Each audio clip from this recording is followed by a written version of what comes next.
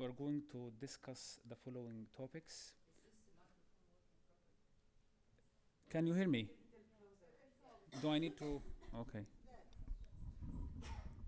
Okay, good.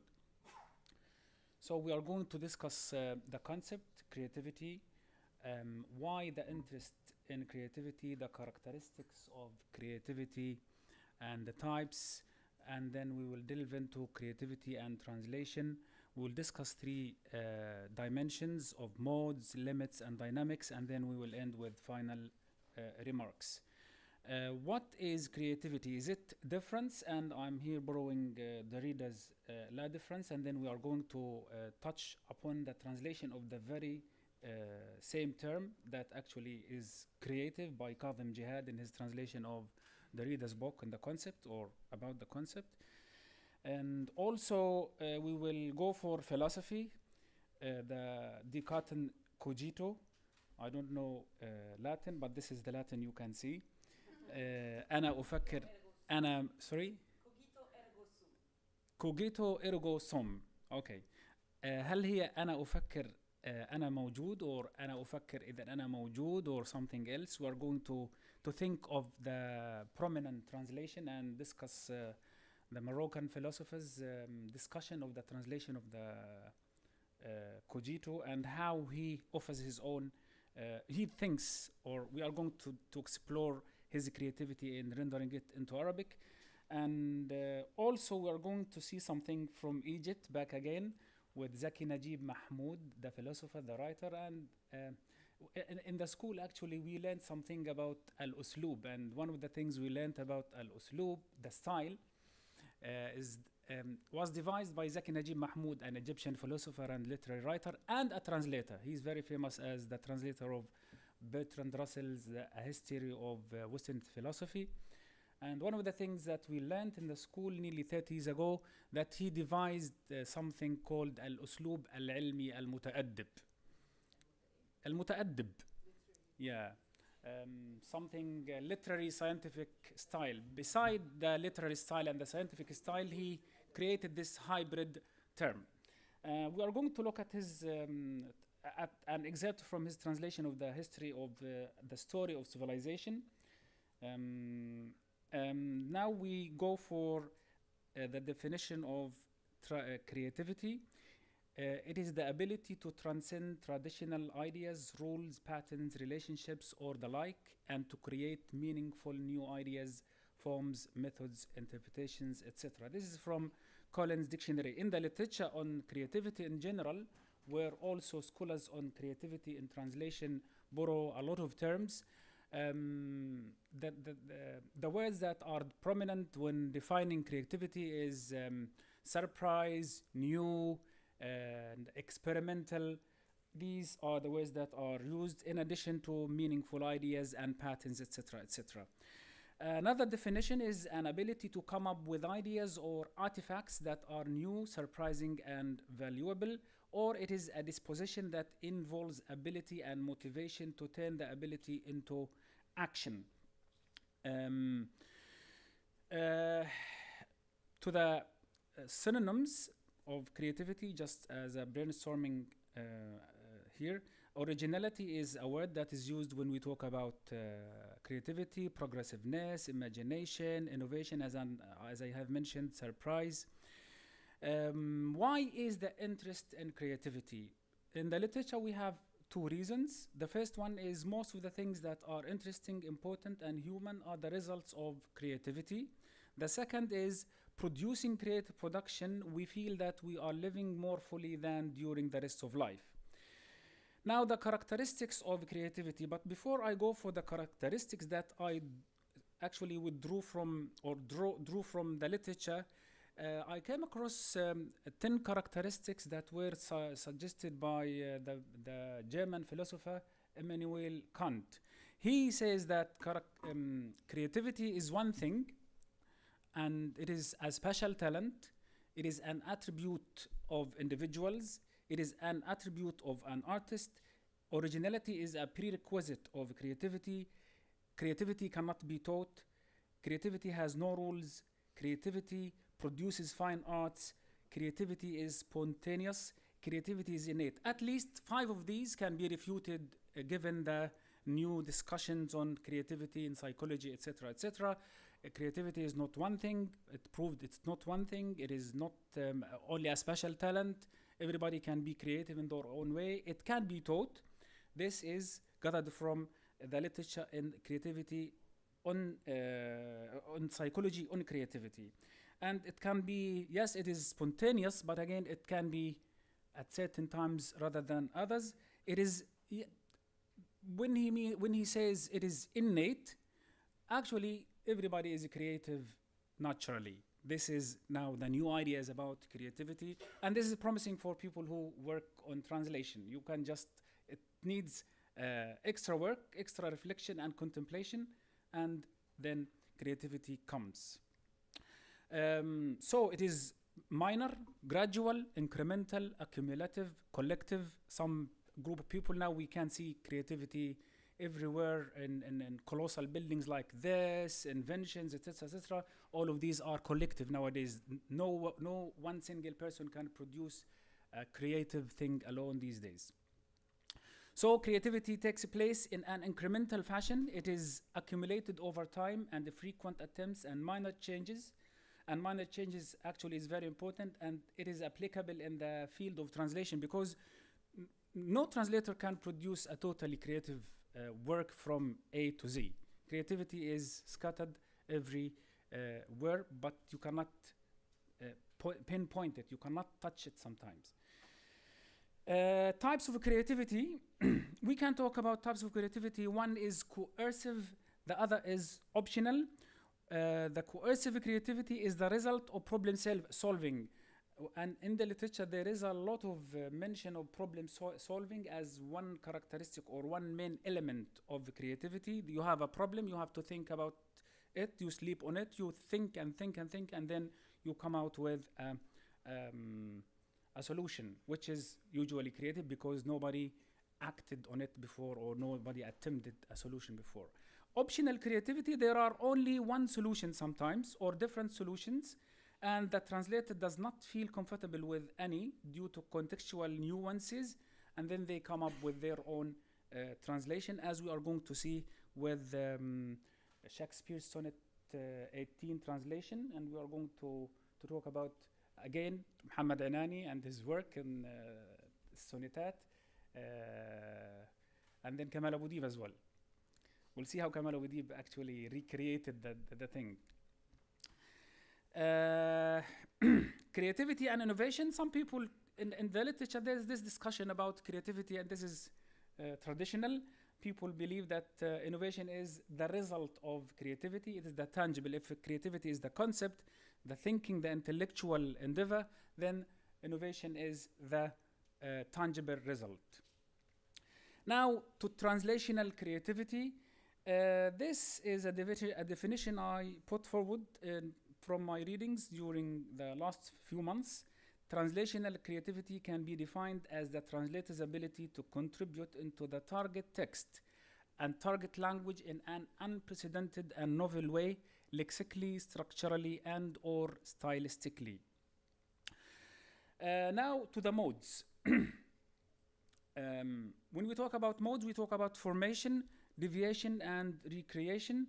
And here we discuss the reader's la difference.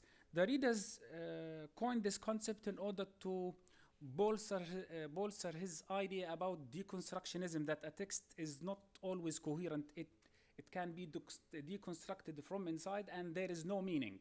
This is his main idea. And it is not only different, but the meaning is always deferred. You cannot catch it. It's elusive. And instead of, in order to do this, he deliberately misspelled the word, and using the a instead of the e in the word, as you can see, la difference. Although both are the same pronunciation. Difference is difference, اختلاف, to differ, or to defer, to wait or to postpone the understanding, to postpone the meaning of the text. How is this translated is really interesting. كاظم جهاد, the translator of the book of grammatology عن الكتابة, uses this way. الاختلاف with ta in the middle can be read الاختلاف or الإخلاف. الإخلاف is another word for defer, اللي هو طبعا إرجاء المعنى. اختلاف بمعناه العام وإخلاف بمعنى إرجاء المعنى، أو كما يقول مترجم الكتاب كاظم جهاد بأنه فعل ذلك لكي ينبه القارئ إلى المعنيين معا. And this is really interesting, and this is not part of the Arabic way of writing things. Now deviation to Shakespeare. Shall I compare thee to a summer's day? Thou art more lovely and more temperate. The normal, the prominent translation, which we studied at university, is that من ذا يقارن حسنك المغري بصيف قد تجلى وفنون سحرك قد بدت في ناظري أسمى وأغلى. This is the prominent translation, and Dr. Dalia is smiling. She might know the translator, Fatina Naib. This was based on the fact that the beloved in the poem or the sonnet is a female. Over time, critics came up with things, and some of them argued that the beloved is not a female, it is a male, a man. In English, it's not a problem because the is there, and the situation is not. There is no problem with the pronominal reference here. The remains the. But in Arabic, you have to think. Now it is not. Now there is this debate. Is it a man or is it a woman? Is it أنت, أنتِ, أشبهك, أشبهك, لك أم لك? Interestingly, Dr. Anani, in his translation, late Dr. Anani, he died days ago, in his discussion of his translation, أتراك تشبه, he used the masculine pronoun, and he said that we can sort this problem out by saying that the beloved can be addressed by masculine pronouns in Arabic, and this is usual. على بلد المحبوب والديني جميل واسمر والكلام ده كده. And this was his argument. أتراك تشبه أي يوم مر بي صيفا إني أظنك أحلى وهواك أكثر لطفا. Now, is there a third way? Abu Dib says yes. You can look at his translation now. Can you see the fatha and the kasra, the fatha over? He did it here and there, and he solved the problem. Yeah.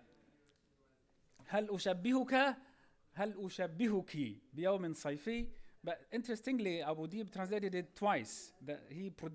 By the way, both produced their own translations nearly on the same time, 2010.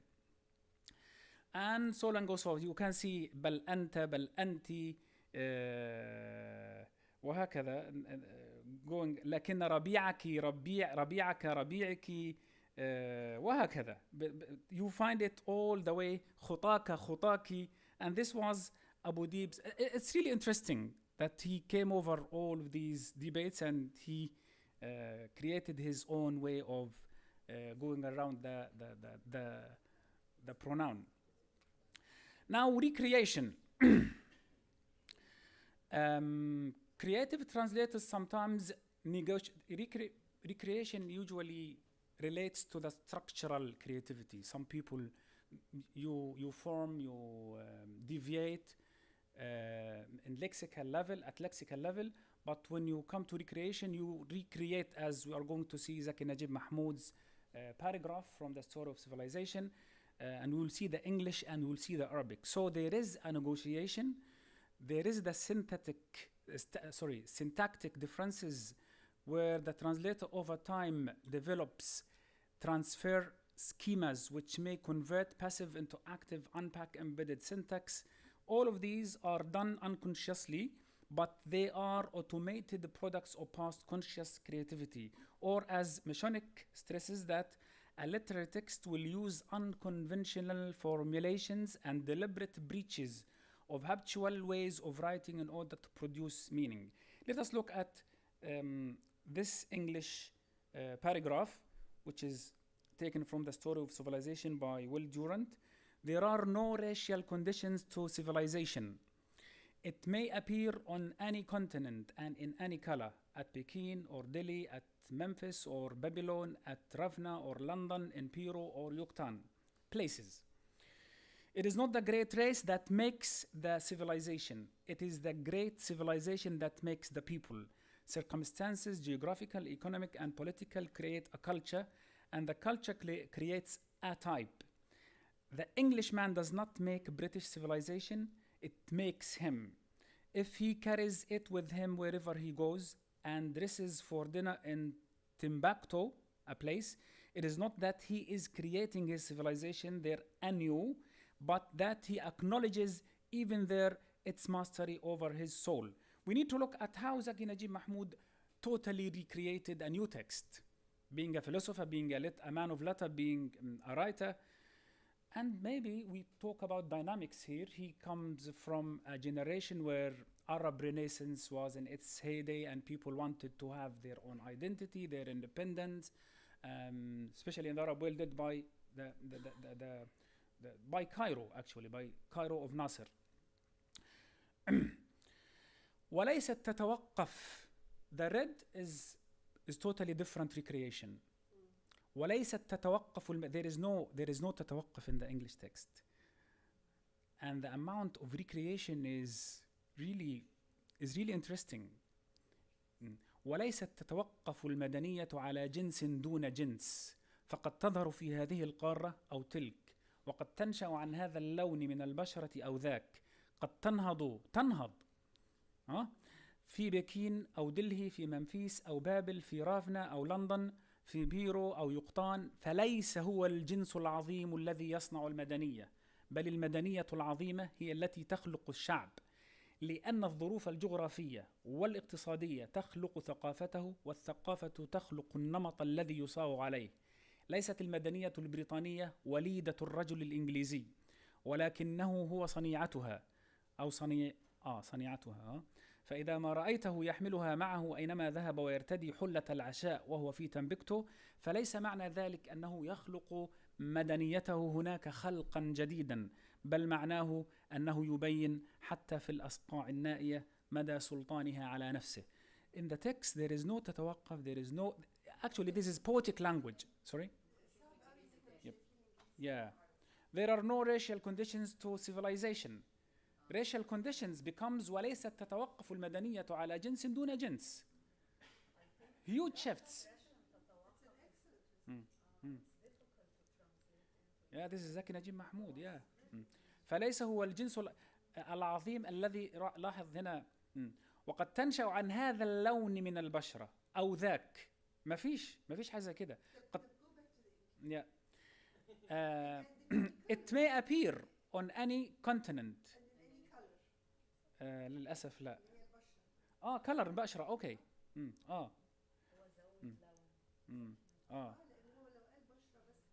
صحيح. اللون من البشرة أو ذاك. قد تنهض مدنية في بكين أو دلهي في منفيس أو كذا. This is poetic language actually. People who look at this. فليس هو الجنس العظيم. The addition of conjunction as well. Arabic is a conjunction language. فليس هو الجنس العظيم الذي يصنع بل المدنية العظيمة هي التي تخلق الشعب.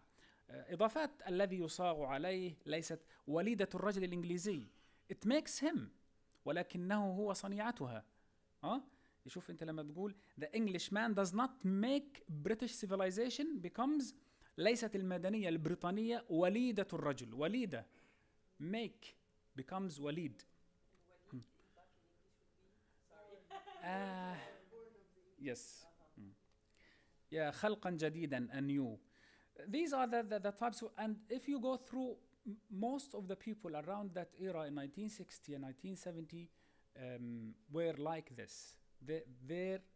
Their discourse, their language, their way of translating was all doing recreation rather than translation. We can mention a long list of these creative translators at that time. As Professor Baker says, if translation is a creative activity, and this was back 20 years ago, 23 years ago, if translation is a creative activity as I believe it is, then translators cannot simply be reproducing and we need to be careful. It is not a reproduction, it is recreation. Reproducing what they find in the source text. Somewhere along the line, each translator must be leaving a personal imprint on the new text. This is another example from Muhammad Inani's The Taming of the Shrew. I just want to quickly highlight the word groom here. Somebody says, Tranio, Senor, came you from the church?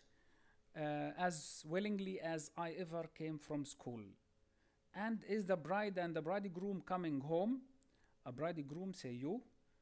'Tis a groom indeed, a grumbling groom, and that the gale shall find.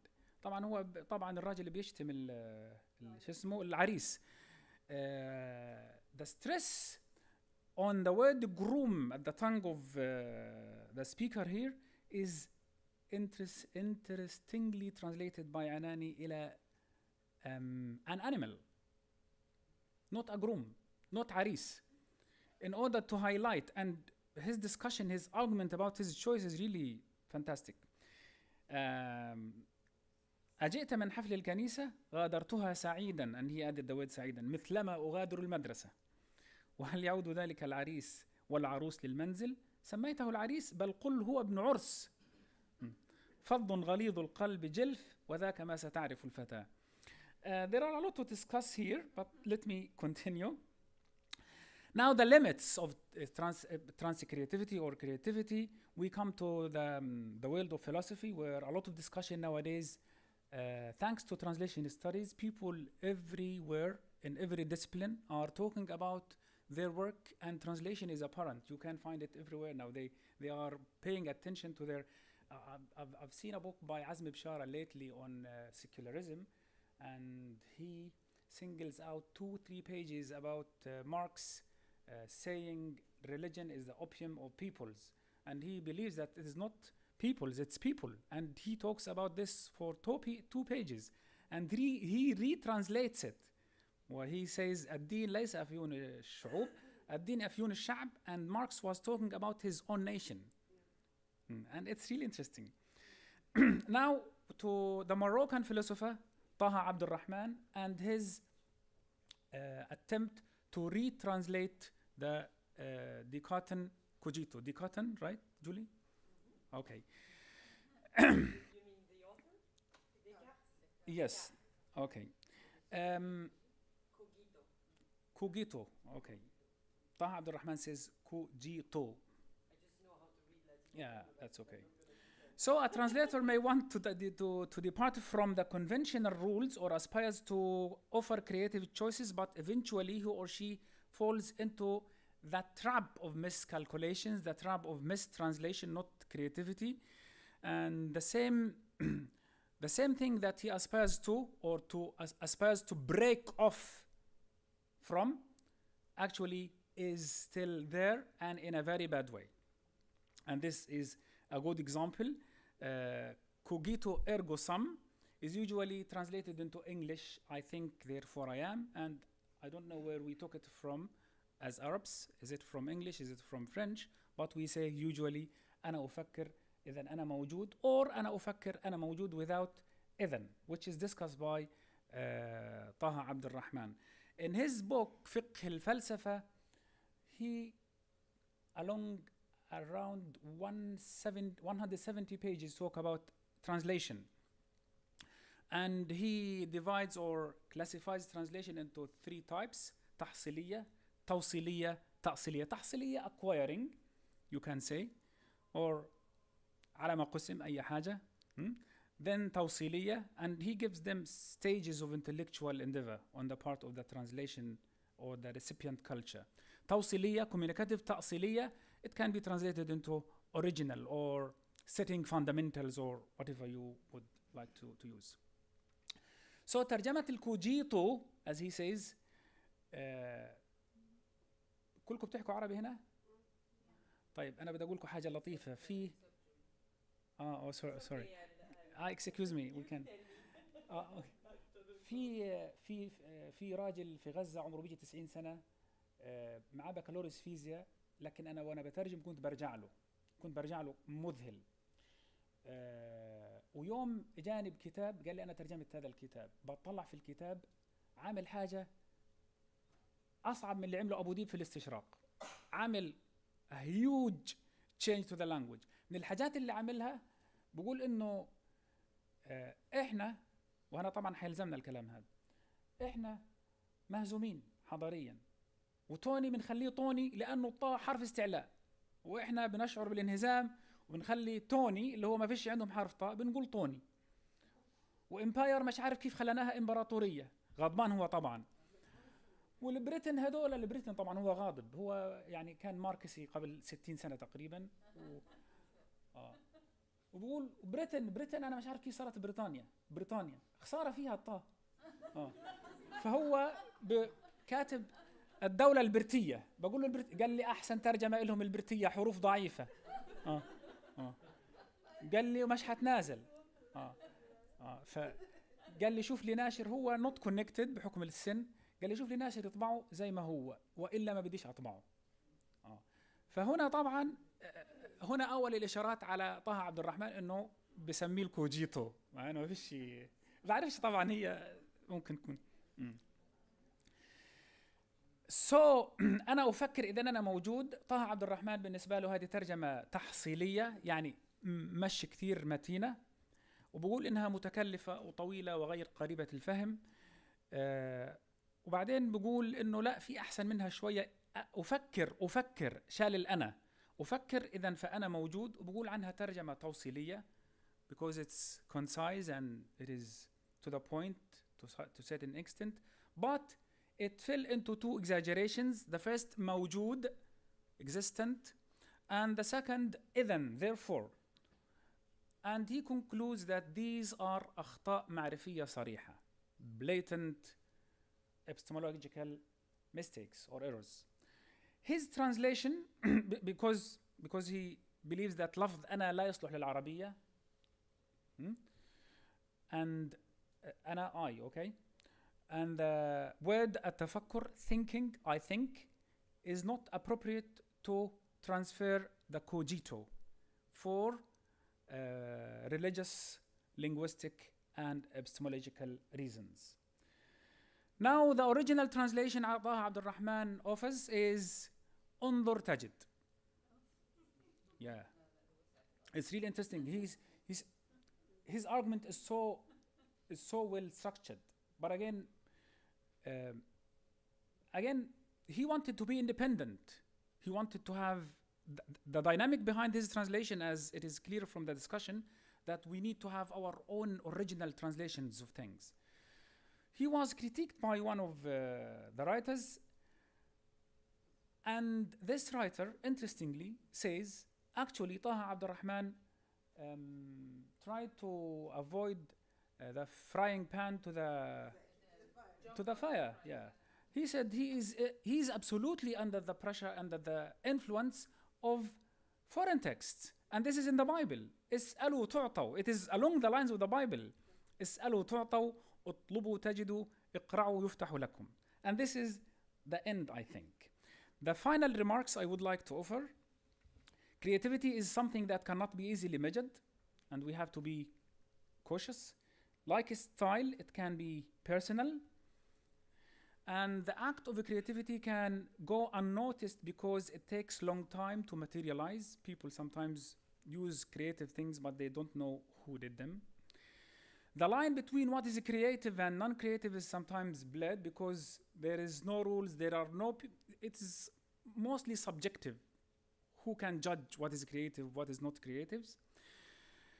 And the most important thing that in the literature people argue that translational creativity, unlike other types of creativity, is subordinate because there is an original text. It is guided. It is derived from another text. But my argument is creativity in translation, like any creativity else in this world, is derived. Nobody can come out of the blue and does or says something creative without a priori knowledge. Even one key element in literary composition, according to Aristotle, imitation. People imitate nature, imitate each other. And this is the counter argument of people who believe translation is a slavish or derived or guided or subordinate to another text. You can argue that every text is derived from another text. This is why there is something called intertextuality. And this is something called double voicing, Bakhtin's concept. Before I open the discussion, the flow for discussion, may you allow me to do something personal? I must seize the opportunity, and because I think it is rare to do that. Can I speak in Arabic? ولا أقول بالإنجليزي ولا كيف؟ Yeah. I would like to present some words, to say some words, and present something to somebody so dear to me, so influential in my life. But I want to say this before. In 2003, I was back from my MA. I was so young at the time, 20 years ago. I was sitting next to a friend. His name is Dr. العربية now. And I said to him, I'm thinking of a PhD now. He said, why don't you write to Mona Baker? I said, Mona Baker? He said, yeah. At that time, we read her book as a textbook in the MA course. قلت له منى بيكر يعني أنا لو كتبت لمنى بيكر بدها ترد علي؟ أنت مهوي يا. فقال لي just drop her a line. Trust me. والله أنا مسكت الإيميلات كانت جديدة عندنا في غزة زي الحاجات الجديدة اليوم. فكتبت ديار بروفيسور بيكر كذا أنا بدي أعمل دكتوراه. دقيقتين إلا الدكتورة منى بترد. قلت له رفعت ردت وأنا قاعد. وبتقول لي your topic is interesting. بعدين أخذنا القبول.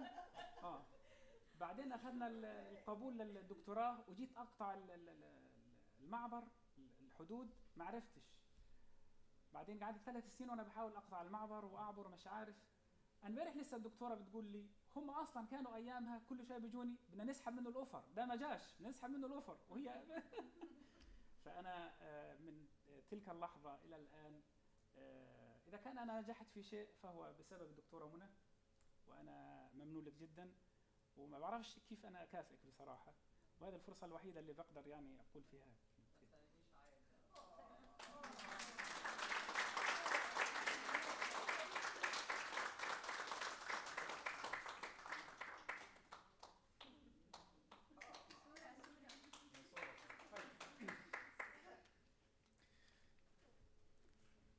عندكم أسئلة إيش؟ Yes, go on. I can understand that you can be creative in your creation, your own creation, your own text or whatever you want to do. But like, shouldn't we be more honest? Shouldn't we be more honest when we translate things? I mean, I can understand some may say that it is okay to leave your signature in the text that you have translated. But what about honesty? Sometimes, I mean, I believe that I have to understand that that person who wrote that text needs to send a special message. He is sending his own signature. He's sending his own thoughts and way of expression things. I mean, is it okay for me to allow myself to interfere with that? I mean, shouldn't I be honest and understand exactly what he is trying to convey or to communicate to the audience and reflect this honestly without any interference? If I want to be creative, I can say, okay, based on that text, I can create my own thing because I think this could be or should be introduced in another way, in this way. So I think this is a little bit like tricky. It is tricky, like any human being relation or activity. Okay, would you like to go one by one or? By the way, as another thing, if Mike is with me, okay. For that, I mean, that writer who was clever and used the tashkil. I mean, he was lucky because he was using words that can be. I mean, the problem can be solved by adding those dialectics or the tashkil. But what if the word was forcing him? I mean, you know, if it is ya ta'nith or ta ta'nith, was he going to write 2 words together between 2 brackets and let you to choose if it is, you know, a female, you're talking to female or to male. So it is a tricky thing. Yes, he was lucky because those words, like he can use fatha or kasra and that's it.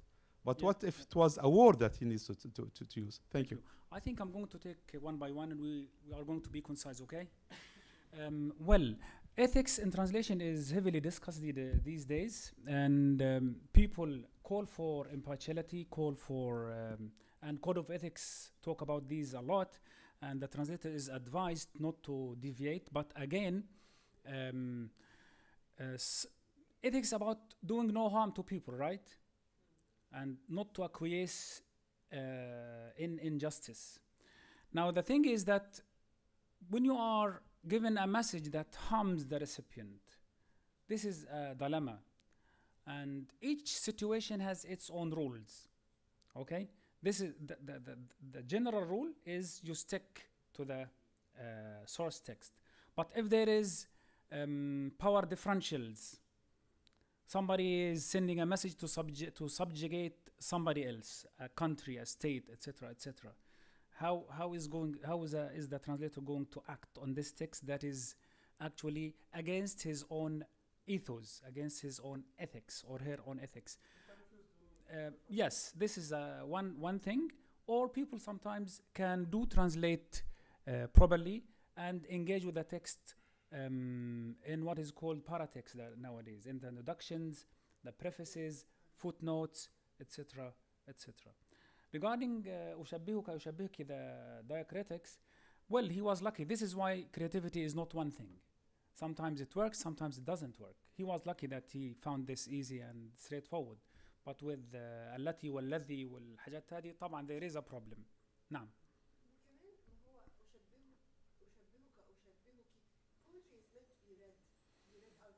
Mm-hmm. How do you read this? This stops being a poem. Mm-hmm. This just creates obstacles and stops it being أنا بدل ما تكوني معايا أهداف بتكوني عليا.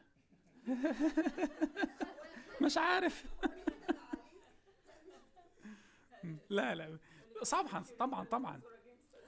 Every situation, every translational situation creates its own complexities. Of course, there is no solution for everything. Each time you have to devise your own solution. This is why creativity is requested. You have to be creative all the time, and sometimes creativity is costly. But also the consequence, the way creativity works, doesn't necessarily work immediately. So examples like this, it's exactly what the feminists did over a period of time. Initially, it was very odd and it was alienating for people to read Absolutely. all the feminist things, which are happening now in Arabic. I mean, it's becoming widespread. صحيح. But over You agree. time, it gets accepted and it becomes more familiar and it achieves something. Absolutely. تفضلي عفوا. Now,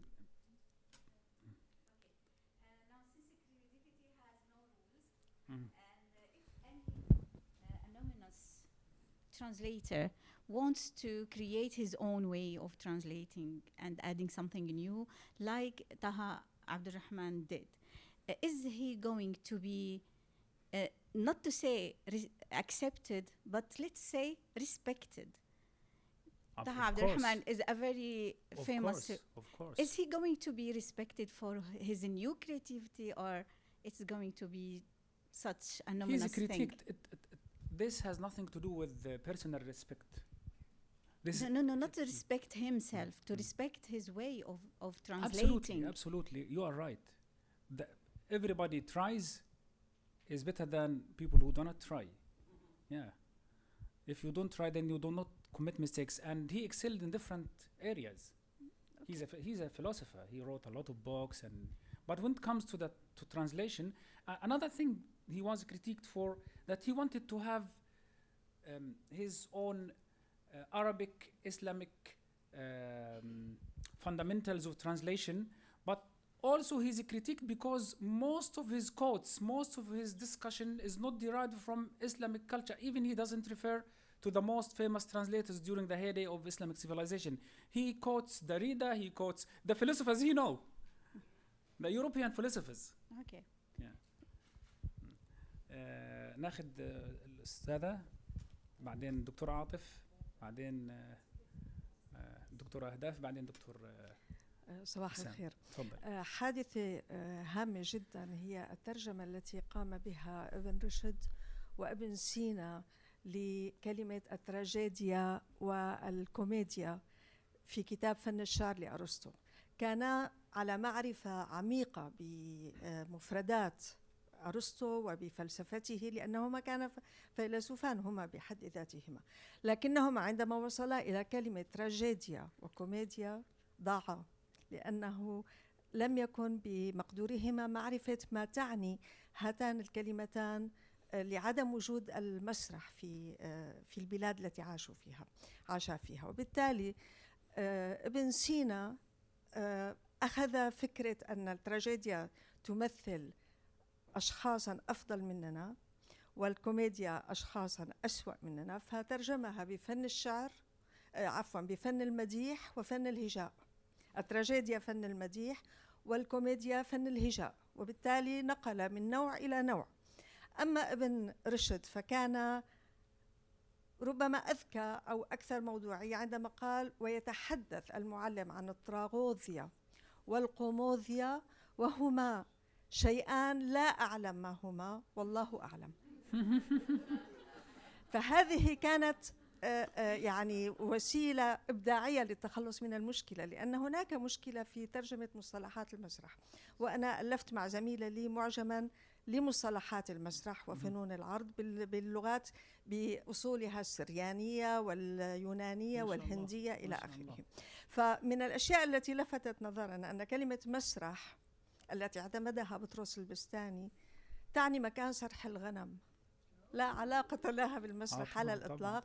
لكن كل الكلمات التي كانت مستعملة مثل قميضة مثل سقطت وبقيت كلمة مسرح وسادت رغم أنها لا تعني المعنى. طبعا كانوا بيترجموا بلاي لعبة هي هناك المكان وهناك المسرح بحد ذاته. كان يسموه المرسح بعدين. يسمى مرسح. وركح الكلمة المستعملة في تونس هي الأدق، لأن الركح هو المكان المتوسط في الدار والذي تحيط به بقية الأبنية. لكننا لا نستعملها. It's so creative. It's so creative. It tells how creativity is accumulative over time. Exactly. يعني كل الدسكشن هذه talks about creativity and it is collective. طبعا we settled on tragedy وكوميدي. ترجمت إلى مأساة وملهات فيما بعد. مأساة وملهات ثم سقطت لزوال الأنواع. يعني اليوم لا يوجد تراجيديا، نتحدث عنها بالمعنى المجازي. تسلمي تشرفنا فيك، شكرا لحضورك والإثراء. دكتور عاطف تفضل.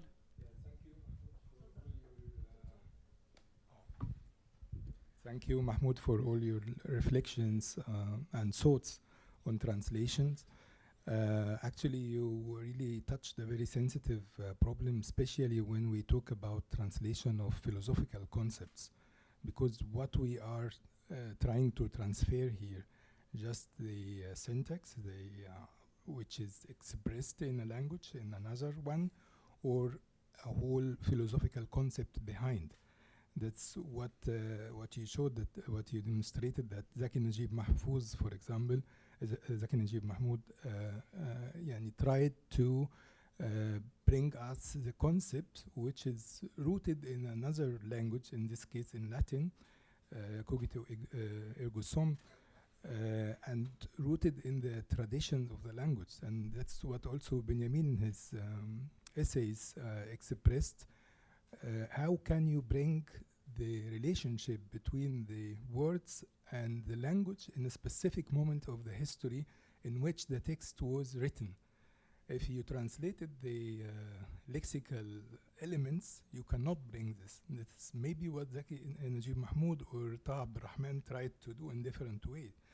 But this brings us to the concept of untranslatability, which was discussed by Barbara Kassan and Emily Apter in the last 20 years, and other scholars, that we can think about translation of philosophical concepts not in this way, what is the right one and what's the wrong one, but think that it's not possible to translate this, and the untranslatability in this case it's not a barrier, but it's a way to think. So when we think now about the different translations of one philosophical concept by different translators, we can interpret more, we can understand deeper the original concept. So we can use it as a method to think further on philosophy and philosophical concepts.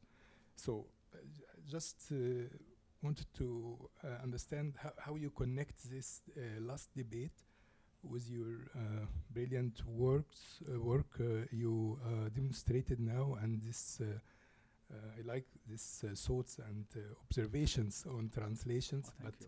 Can you bring this to this current debate on untranslatability, or what do you think about it? Before answering the question, in their book on untranslatability, I think translation is one of the words that they believe it is untranslatable. And my understanding of it's metaphorical, because nowadays nothing is untranslatable.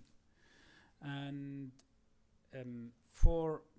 when you were talking, actually, your comment ignited in my mind the act of retranslation as a creative act that attends for the temporal differences when it comes to linguistic advancement, progress, etc., and geographical differences between vernaculars. And we can think of retranslation, of untranslatability together. And having looked at the book, I didn't read it all, but I was stunned that translation is one of the words that is considered to be untranslatable. I understand that they talk about untranslatability as a metaphor, not as a real thing, because nowadays everything can be translated.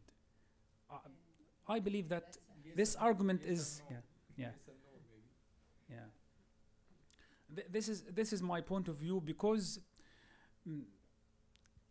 bring any text and you will find it translatable somehow, because translation is also not a translation per se. Sometimes it's a hermeneutic act. You explain things, you recreate things in your own language. ما هو شكسبير أول ما طلع برضو ما كانش معروف للناس، وترجموه خطأ بعدين ترجموه صح. يعني محمد عناني في آخر أيامه قال كل ترجمات الجامعة العربية لشكسبير فيها مشاكل ضخمة، لكن مع retranslation والdiscussion going on الناس بتطلع حاجات في النهاية. Yes. To make it simple in a way, if we say this is the translation, or there is two translations, or this is the wrong one and this is the right one, that's a way of thinking. But if we start with it's not translatable, there is untranslatability, then we discuss why it's not possible, how it could be, why these different solutions are not good enough. In this way of thinking, we understand not only, or we will not find only a solution for our translation to bring it in another language to cross the borders, but we can understand the original concept itself in the moment we discuss the translation. And that's the concept of untranslatability. It's not about that it should be said that things are not possible to translate, but it's just a kind of thinking about translation. If something is untranslatable, then you borrow it, like what we did with tragedy and comedy, and this is an act of translation. It was also a problem in the beginning to find the term. It's not yet translated. This can be ongoing. شكرا دكتور وسام. معلش خلاص نستأذنك بدام الميكروفون جنبنا هنا. دكتورة أهداف بعدين دكتور وسام. شكرا. ثانك يو سو ماتش. أنا الحقيقة بس كنت عايزة أعرف كانت إيه أسباب عبد الرحمن طه عبد الرحمن انظر تجد, and you say that he gives explanations or reasons for this translation. So that was one question. Another, are we allowed to question each other? Because I have a question for the lady who gave us this very important. Can I do that? حاضر ولا يهمك. شكرا. تأمري أمر. طيب يعني okay. So if Ibn Sina translated and Ibn Rushd translated Aristotle,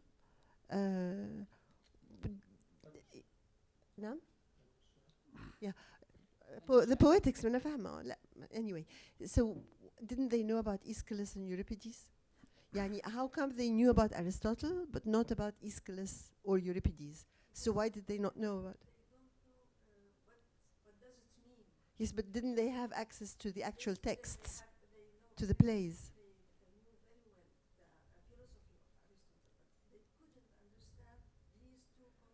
أيوة أنا فاهمة ده I understand your point.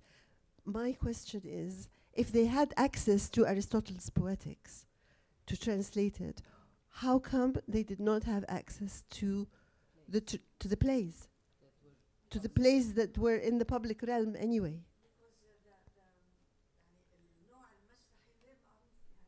Okay, thanks. ويا دكتورة ممكن للدكتور وسام بس.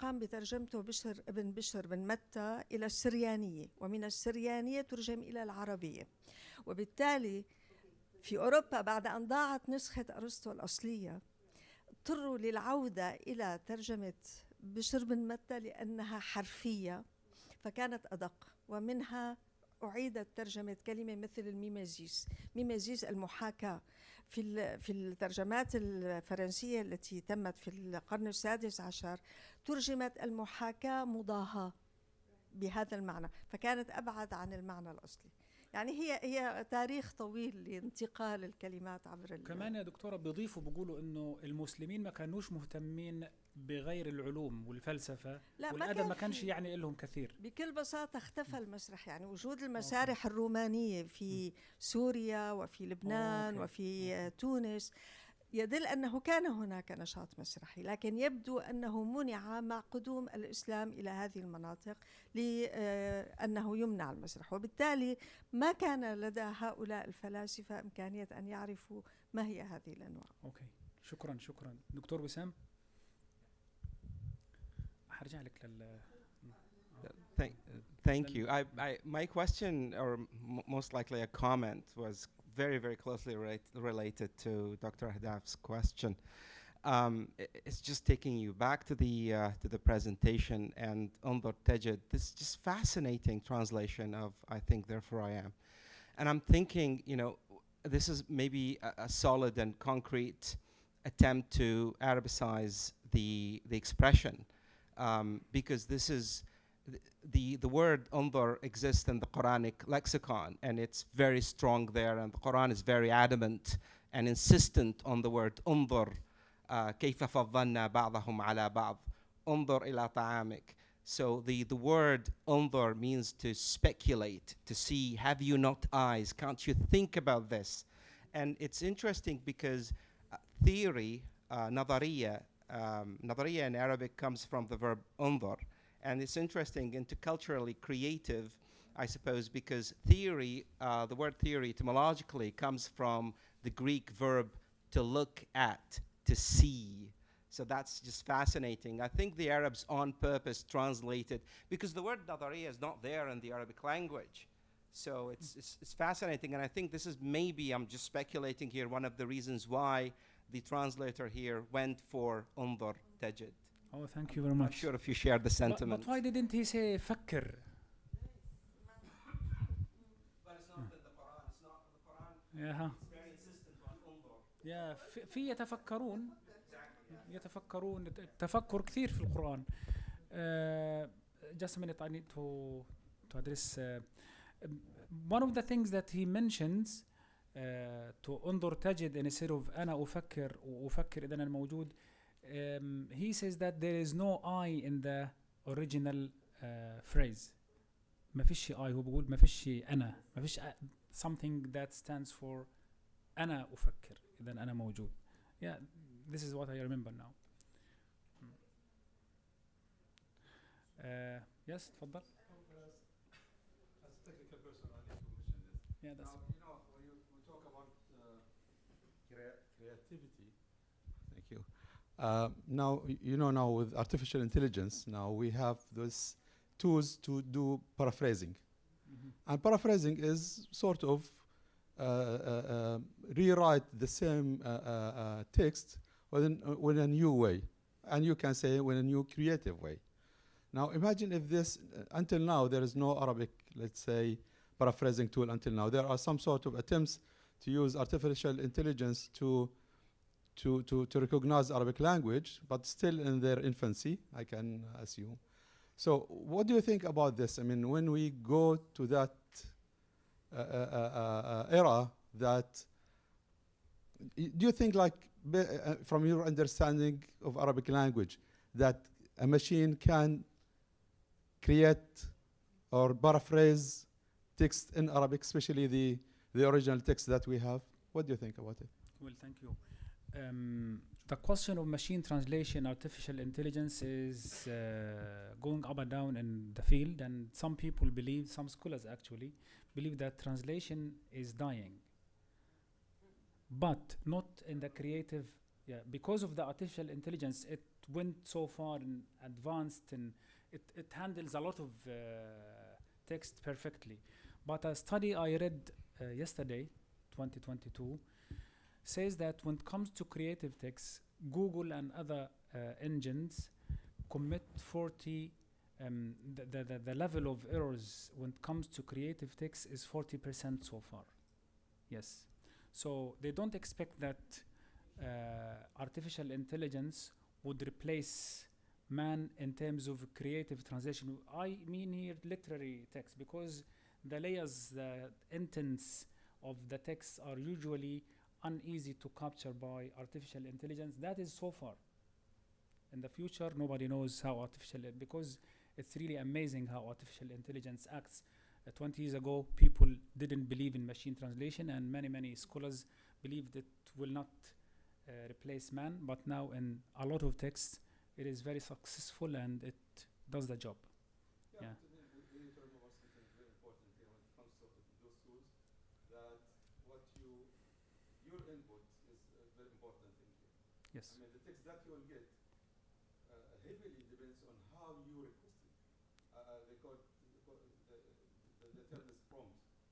What type of prompts and how cleverly you as a human are using those prompts to ask that machine to create the absolutely, yes, you are absolutely right. So it is, the replacing here is not like that imminent, because, I mean, from my point of view, and many things the same, that machine will not replace us. We will be replaced by humans who can use the artificial intelligence for their work. That's correct. Yeah, yes, that's absolutely correct. It's all about man and the way they act. Yep. Last question, last comment. دكتورة داليا تفضلي. So I was really fascinated by what you said about the translation of Zaki Majid Mahmoud. And how the different writers and poets and creative writers at that time, 40s, 50s, 60s, were publishing important translation texts. I just wonder about the political dynamics between these writers when they published these books. For example, did they comment on each other's texts? Did they critique them, going back and forth between the original and the translation? I mean, was there some kind of, a cultural internal discussion. endeavor? Yeah. Between these conversation about the methods of translation, because here Yeah, we need to go to the archives, but from the literature I had a look at and get hold of, people were good translators. They have something in mind. They had something in mind. They translated with a mission. But when you look at their own justification, hardly do you find a person commenting on his translation or on his colleague's translation. It seems this is new, and you know that a translator is usually absorbed in the mission of translation unless he has this academic, like Muhammad Inani, for example, who used to introduce his translations with 70-page introductions, giving justifications, critiquing the text, and doing a lot of things. This is because he comes from academia. This is because he is laborious. He is amazing. But again, and he, in his work, he comments on others. He comments on Latif al-Zayat, for example, people who translated things before him. But for Zaki Najib Mahmoud, Muhammad Badran, Ahmed Amin, all these people who worked with لجنة التأليف والترجمة during the heyday of the Renaissance, I didn't find any person commenting on their translation or asked to talk about their translation, apart from somebody called Ismail Madhar. I don't know if you know him. He's very famous. Yes, Ismail Madhar is a translator and a scholar in translation, and he wrote nearly 1920s. He wrote about translation and he compiled dictionaries, and he wrote articles every then and now about his views on translation. And المركز القومي للترجمة republished one of his works on translation. Apart from this, I don't know. Yes, Ismail Madhar translated Darwin's The Origin of Species. Yes, there he invented a lot of terms. Yes. I don't actually like remember anything specific, but my sense, just sort of like my parents' work in the 60s and the 70s, was that there was a lot of commentary on these kinds of issues in the papers في الصفحات الأدبية للجرايد في المجلات زي مجلة المجلة ومجلة الرسالة ومجلة الطليعة. This is where all the critiquing and debating. Maybe yes. So I think if you went back to the archives, that'd be nice work. To the archives. Yeah. And there is a very interesting book that you reminded me of something important. There is a book written on translation, and in which most of these topics that are discussed today are somehow discussed, and sometimes they are literally mentioned. يعني التغريب, the same concept, the same discussion is discussed in 1960s by somebody called مصطفى عبد الغني في كتاب له في مصر برضه الترجمة الأدبية عند العرب. Yes, and he discusses أحمد حسن الزيات's translation of French literature, العقاد أحمد أمين.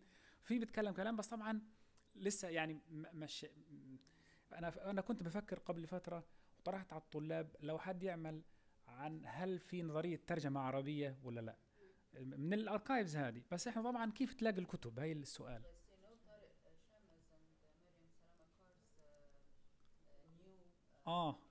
الكتاب اللي صدر في الدوحة هنا.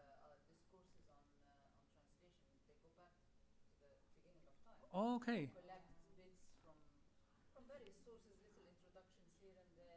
يا الكتاب مطبوع في الدوحة بالعربي بالمناسبة، الكتاب مطبوع في الدوحة بالعربي.